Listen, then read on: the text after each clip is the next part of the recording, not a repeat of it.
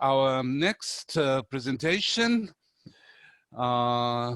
which is forthcoming, actually two presentations from a plenary and a workshop, and final presentation at this forum in Ufa is from our very young English language teaching prodigy, I would say, the great talent, hope, and the dream of the present day and the future of English language teaching in Russia. The name is Vera Yurievna Bobkova of Moscow, who is a very active professional, not only in Russia, but internationally. And Vera Yurievna Bobkova is also the coordinator of the Access Miscroscholarship Program in Russia. We are very happy and are very privileged having hosted Vera Yurievna here in Ufa several times over, and she has also a wealth of practical materials and resources to share with us. So her presentation is Teaching Reading Online. So dear Vera Yurievna, you are there, right? Thank you very much indeed for your continued support of American Bashkir Inter-College and joining our ongoing forum. Over to you, please. So, ladies and gentlemen, can you please, yes, type a plus in the chat if you're there and if you're ready to collaborate.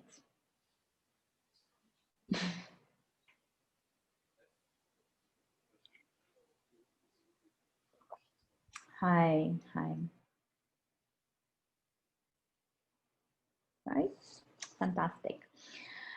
So yes, I've been teaching online for 2 years, and I hope that I will have a chance to share some of my experience with you, some ups and downs. And we're going to talk about teaching reading online. And I planned it as a workshop, so I hope that we can all collaborate, we can all talk, and don't be just listeners. Is teaching reading online any different from offline, in your opinion? And how is that different? The major drawback in teaching online, and especially teaching reading online, is that your eyes get tired easier from the computer screen. And if you're asking your learners to look a lot on the screen, then they're like, oh, my eyes hurt. But there are some pros, some benefits. So you can literally be on the same page with your learners. So like you can show the part of the page that you want them to look at. For example, when they're reading in their textbooks, they're just looking at the whole page and they're distracted. But here you can only put that part of the text on the screen that you want them to focus on. And the second beautiful highlight is that you can show the text bit by bit, and you can have some predicting activities. So for example, you show them half of the text, like one paragraph, and then you say, okay, what do you think comes next? And then, oh, what do you think? How did this person feel? And they can predict, and it does make sense because they don't see the rest of the text.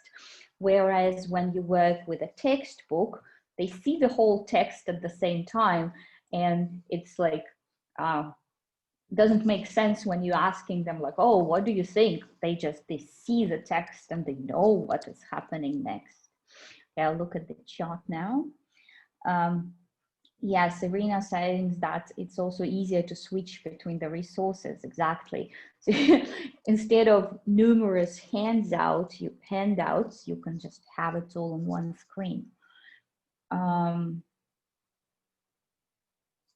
Here. Moving on. So, and no matter if you're teaching online or offline, you still have the same methodological principles while teaching reading. So that's basically methodology is still the key. In order for to share your text that you want to read, you can show them a presentation like I'm doing now. You can share a file with the text in a chat. So they can send the file in a chat and ask the learners to open that. Or you can, show them, the website. But the key thing when teaching online is to make sure that it's visible. So whatever you're showing to your learners and whatever you're asking them to read you need to make sure that they can see it clearly. And moving on. And another beautiful thing about teaching online is that there can be a lot of interaction with the text, and using the commenting functions of Zoom, you can actually do a lot. So for example, here is one piece of text about our favorite disease. And can you please use commenting function now and highlight some, okay, since you're all teachers, I don't expect you to have some unknown words here, but let's say, please highlight some or underline some interesting vocabulary that you think is worth teaching to your learners.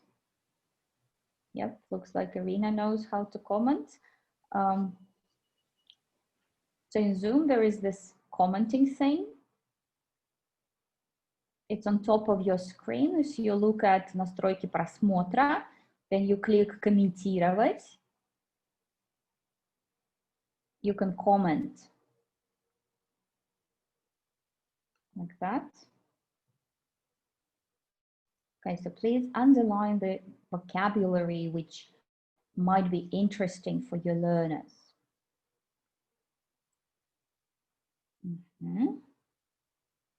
Да, коллеги, в настройках просмотра есть функция в Zoom комментирования, и там можно выбирать рисование, и вот даже можно кружочком выделять слова, можно квадратиком выделять слова. Ну, давайте все попробуем, чтобы у нас не просто получилась теоретический какой-то лекция. My Russian is bad. Теоретическая лекция.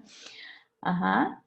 И кружочек, когда вы выбираете, да, можно выбирать закрашенный кружочек, а можно не закрашенный. В данном случае нам нужно, наверное, не закрашенный. Yep. Fantastic. So you do the same activities in your classroom with the textbooks if you are offline. But here you're like literally on the same page, so you can see what they're doing. And that gives you as a teacher more control in terms of, you know, what everybody is doing. Thank you, wonderful drawings. We'll go on to the next slide. Okay, let me delete that. Yep. And you can also ask them to like underline the vocabulary that you've previously learned, or focus on some, you know, linkers or some devices. You can also ask them to find the answers to the questions. And with reading, right? With reading, we often do the reading for specific information when you're trying to find the answers to questions.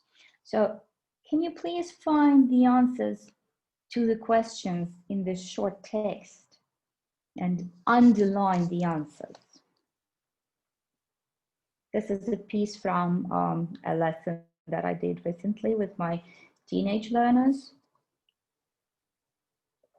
Can you possibly underline the answer to question 1?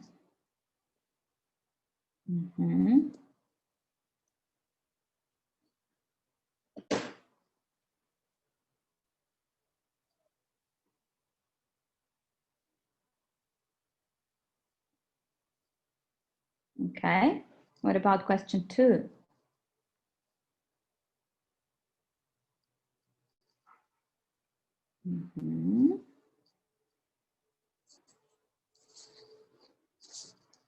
Thank you, fantastic. So we do, it's not, you know, it's not rocket science, and it's not something entirely new, like we're not inventing anything. This is basic reading for specific information.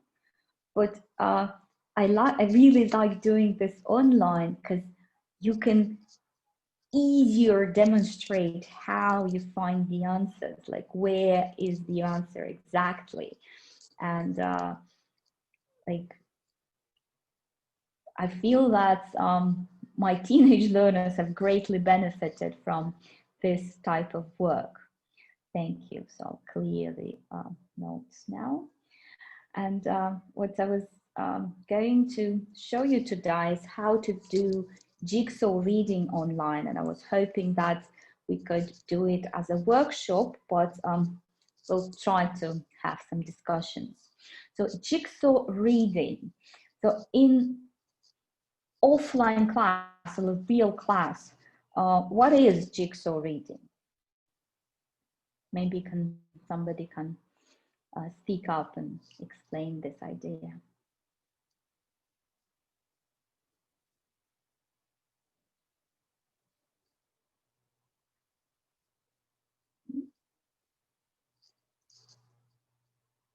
You can type in the chat if you want. So jigsaw reading, what is that?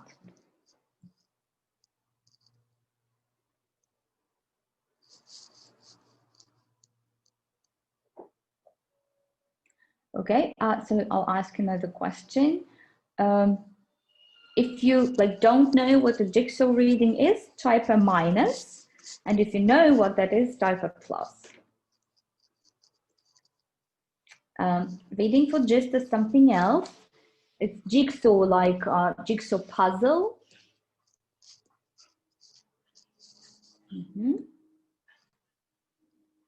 If you're not sure or don't know, type a minus. And if you know, type a plus.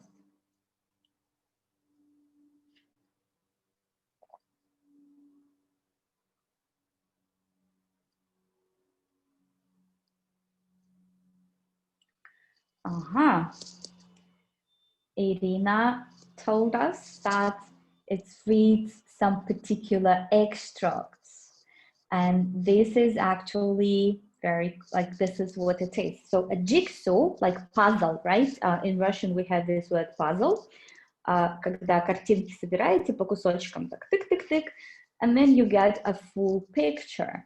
This is what a jigsaw is in real life. And then when you have a jigsaw reading, that means that one group reads half of the text, let's say, and the other group reads the other half. So I'll share my screen with a short explanation here. And then you have a list of questions, and apparently one group has the answers to half of the questions, and then the second group has the answers to the other half of the questions. And I particularly like jigsaw reading because it's very communicative. Because let's say in the activity as we did previously, we all have the same text, we all have the same questions. There is basically no communication. You just looking for questions and answers, and that's okay. But sometimes you want to introduce some more communication. You want to create this need for the learners to talk about something. And if they have this information gap, then probably they might want to discuss this. And Alsu is saying that there are similar tasks in straightforward books. I believe there are lots of books that use this type of reading task. And you can create it yourself, and I will try to demonstrate how you can do this online. Usually in an offline class, like in a regular class, how would you run this activity? Like one group will get one half of the text. You basically give them handout A, and the other group will have handout B. If you have a large group, maybe you'll want to have C and D as well. So your text will be cut into 4 parts or 3 parts. But it's easy, you just basically give them different papers. And you have one list of questions, so they see, question 1, do we have it or do they have it in another group? How do you do this online? So it's becomes a little bit more complicated. So I'll try to demonstrate a similar activity. So before you start reading, any reading, online or offline, it's a good idea to so-called activate the schemata, activate the knowledge, the prior knowledge that the learners might have about this topic. So for example, by looking at these pictures, can you make assumption what this text is going to be about?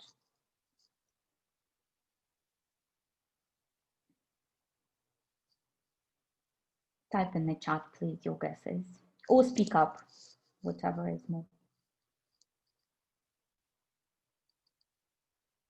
So the question is, what do you think this text going to be about?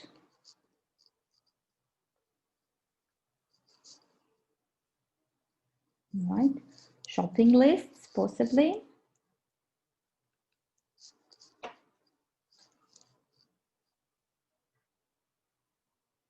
Anything else? Maybe you can guess the country.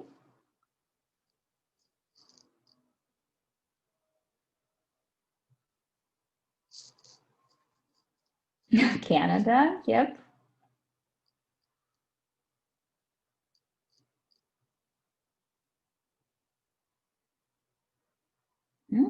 No more guesses, really?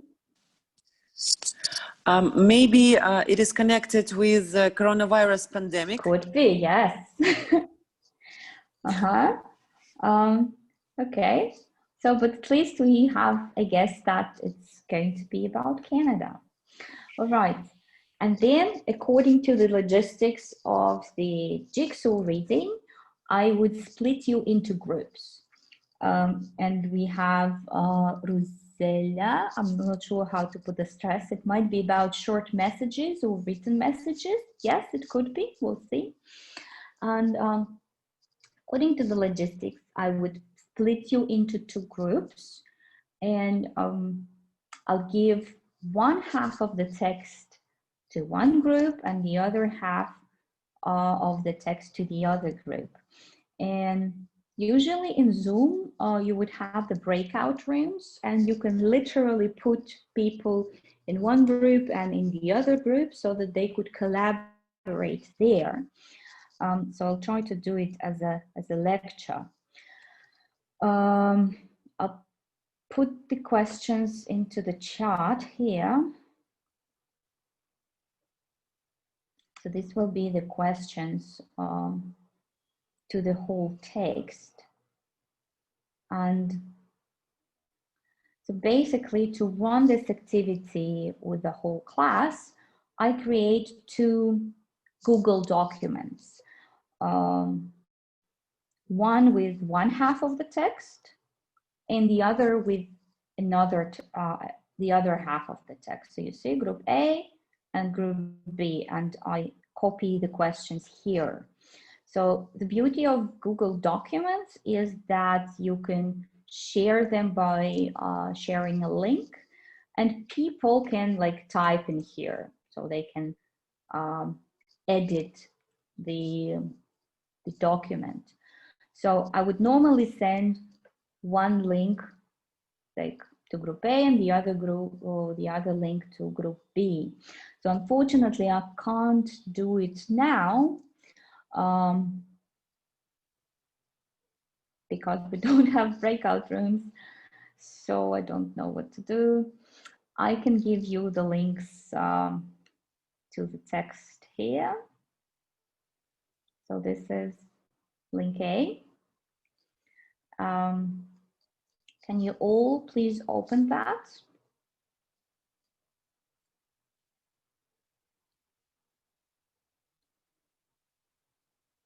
And try to find the answers to the questions. I'm really sorry I prepared a workshop. I should have prepared a lecture or something, but I'm used to doing workshops and really sorry about that.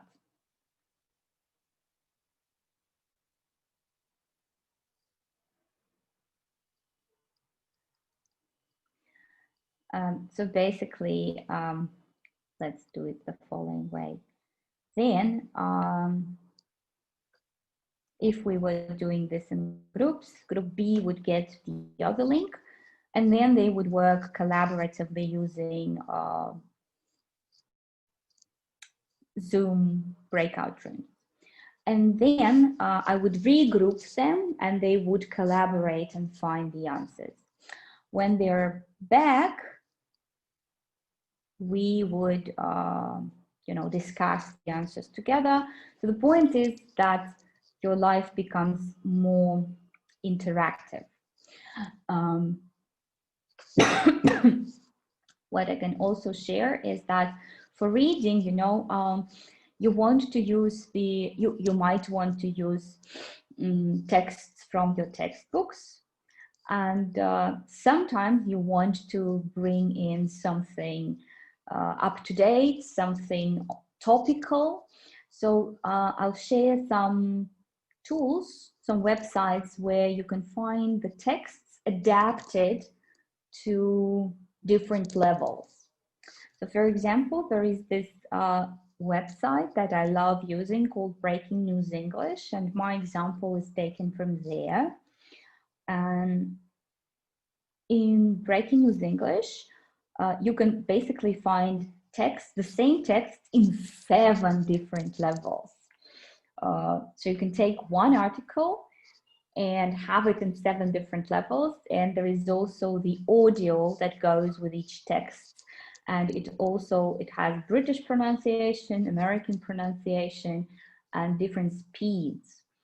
And especially, for example, if you're working with larger groups and mixed ability groups, you can work basically on the same news article, but you can give the more complicated one to the learners who are more advanced, and you can give the same text but in a simple version to the lower level students. There is also this website called News in Levels, and all the links are in my presentation, and I'm sure that Vyacheslav Mitrovic will share this presentation with you. So there are also, here you have 3 levels, and this website also has a test which automatically defines your level. So that's kind of cool thing. I'll show you this now.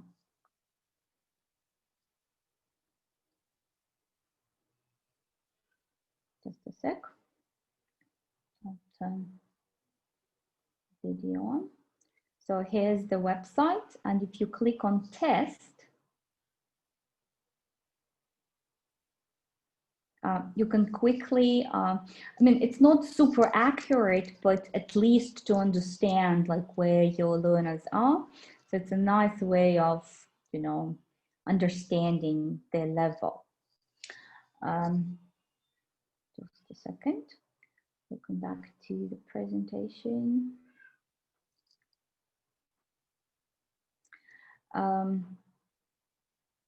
One more website that has a similar function is the British Council website. It has stories, also this for, let's say, the same story, like the content is the same. It's for elementary learners, intermediate, and upper intermediate.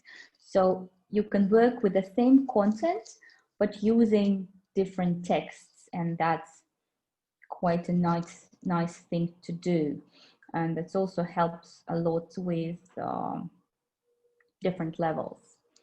And one more tool I can show you is called Rewordify.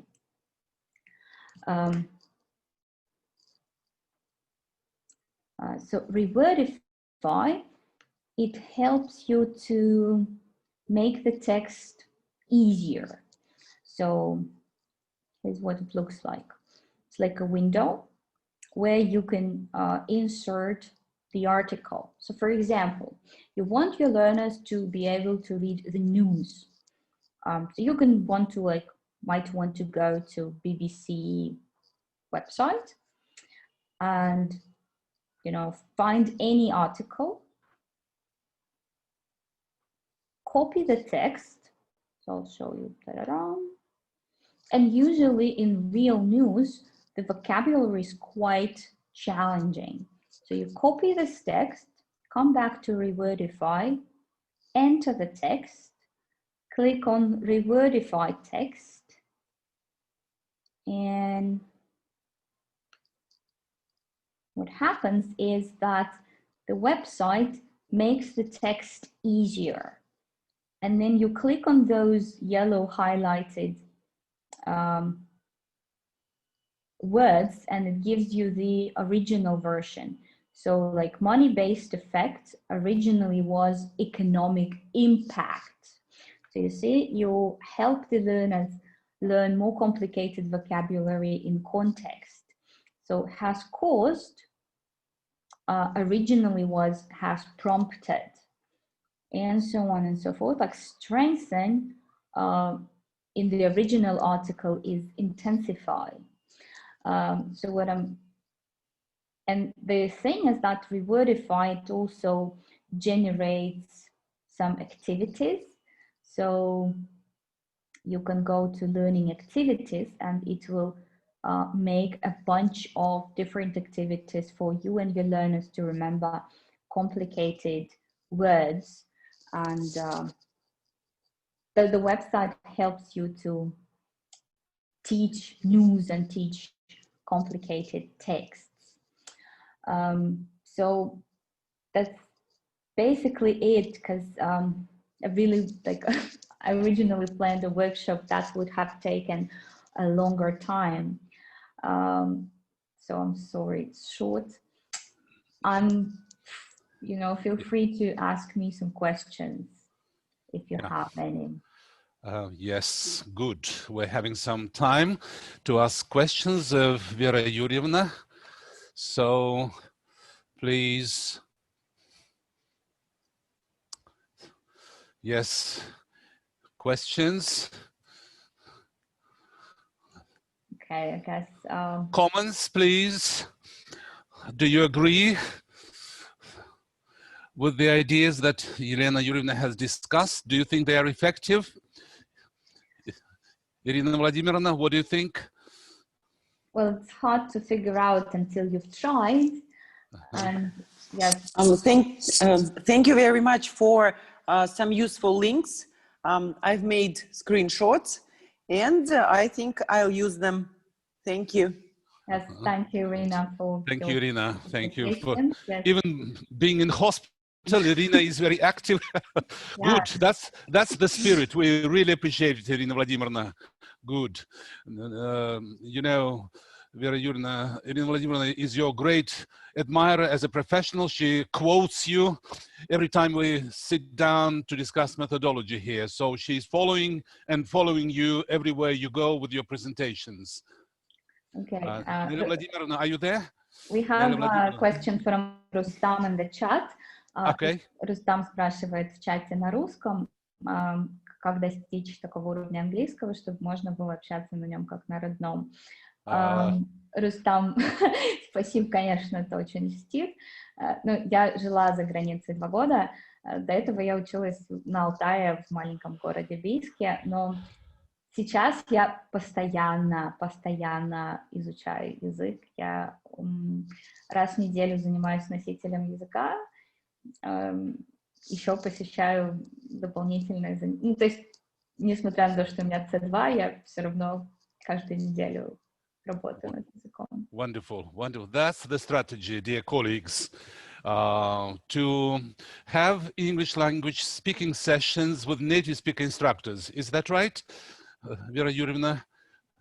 And so, well, it's not. I mean, when you're at a higher level, that's you know, working with a native speaker helps you to understand the like deeper context. You know, you can always ask like, okay, is this how you say it, or is that how you say that?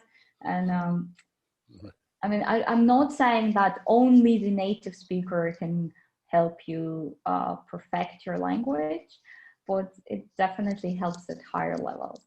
And Piotr is asking for the link. Here it goes. That's Rewordify.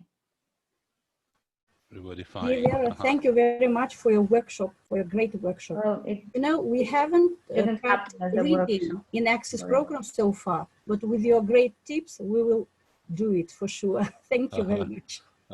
Good. It's a little bit challenging, yes? Reading online, I think. Well, pros and cons, right? We're talking about pros and cons. Since I love teaching online and I do believe in online learning, and I just like genuinely like it. Thank you. I guess when you master like all the technical part, then it becomes easier. Thank you. Thank you. Thanks, Diana. Also, Timiryana, are you there? Are you still there? Also, she's very, yes. Elmira Oksana from Pedagogical University, my colleague. She says, thank you very much. And any more comments? So I'll send you the link, one more link now in the chat so that you can save them now. Don't wait for the presentation. So these are more websites where you can find the same text adapted to different levels. Yep. Thank you for your colleagues. That always might be it. Yes. Thank you, dear Vera Yurievna. Thank you for your time. We know you are very busy, and I paid attention that even during the forum today, you popped in and popped out to teach your students, and that shows how hectic your work style is. Yes, so you manage very many things in Moscow. And how did you manage to? Online helps. You can, you can. So it was in UFA, and in a minute you're teaching a class. And your teaching today has been also online during the session. I only teach online for 2 years. That's something. Online. One more ton to share here. How to teach online in UFA, where this mode, this style is becoming also very popular. So maybe next time, let us plan to share your experience in online teaching. So obviously it's individual, is it? Or are you No, I have groups. I have groups. A group, I see. Yes. I see. Right. Zoom allows you to create those breakout rooms so that learners can work in pairs or in groups. And wonderful. I was hoping to demonstrate it today. Yeah, right. So talking about the disadvantages of online forum. Yes, now that we're going over to the discussion, dear Vera Yurievna, would you like to share some of your impressions? Where do we go from here to improve? I'm sure you have a wealth of experience participating in webinars and online seminars and events. So can you give us, of course, the technology? I'm feeling we're very sensitive in this area at this point. At some points, the technology broke down. but not always it has been our point. So the technology, we have to think carefully about the technology, about the Zoom platform. Yes, everybody should know that they need to have the Zoom platform in future. That's important, and it's a very important prerequisite for the online participation in events. Anything else? At this point, we have not included roundtable discussion or panel discussion of any kind. So do you think this is feasible? Do you think we could plan roundtable discussions in future? And what are some of the important things if we want to launch a roundtable discussion?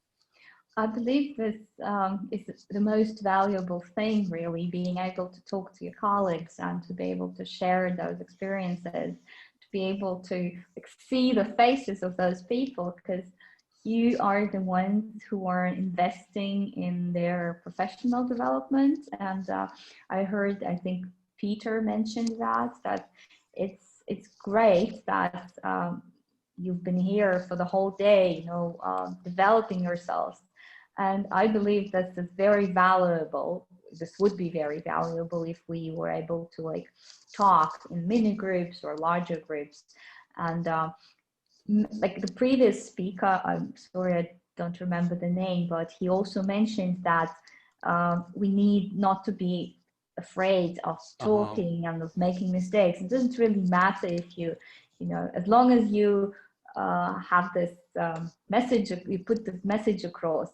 That's right. That's what's important. And I believe that we would all benefit from having a chance to see each other's faces and being able to talk to each other. Thank you, Vera Yurievna. So we need to use the modes where we could interact more. That's the message from you. Is that right? Yes. Yeah. Okay. Yeah. Right. But as we mentioned, it's our very first experience here today in UFA. Therefore, we'll certainly collect the data and the impressions. Okay. Any more questions before we go over to more discussion of the event today? Thank you, Vera Yurievna. Thank you for your slideshow that you are leaving behind, that you are sending to us at the forum in UFA. And certainly we would be very happy to share with all the materials and resources that our presenters are leaving with the organizing committee here. Good. Thank you. And also thank you very much for your continued support of UFA Access. We feel this support, your genuine support. You're always with us and you're giving us a great deal of information which we pass to our students. Yes, and that's always a pleasure.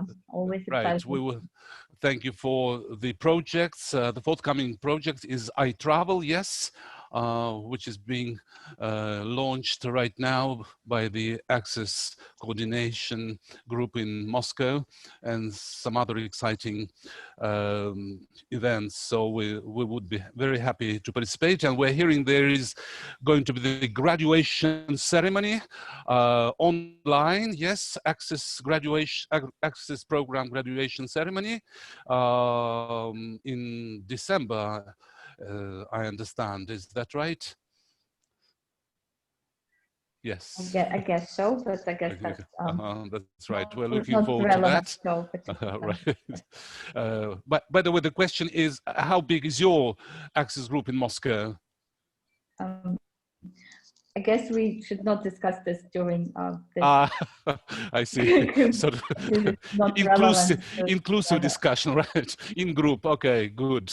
Okay, thank you very much again, dear Vera Yurievna. So we're hoping you will come to UFA once we go over this difficult period. Or one other option could be that we can organize your school here online, maybe a little shorter than it has been today. yes, I mean, the forum is, of course, a bit too long and might be exhausting for some of us, but if we organize your school, we know you have also tons and tons of resources and materials, so we could have a webinar or something so that you could share with your rich experiences as the access coordinator, as the online expert, and so on and so forth. Thank you again. We'll be looking forward to that possibility, and I'm sure this opportunity will show up sometime in the future. Okay, now we go over to more discussion. Anybody would like to share their impressions? Please, as we're discussing this, please remember we would appreciate your comments, your impressions that you will send possibly to our website, to our page on the website. We will take advantage of all your comments and wishes and impressions, and it would be a great resource to work on the betterment and the perfection of the future online events here in UFA.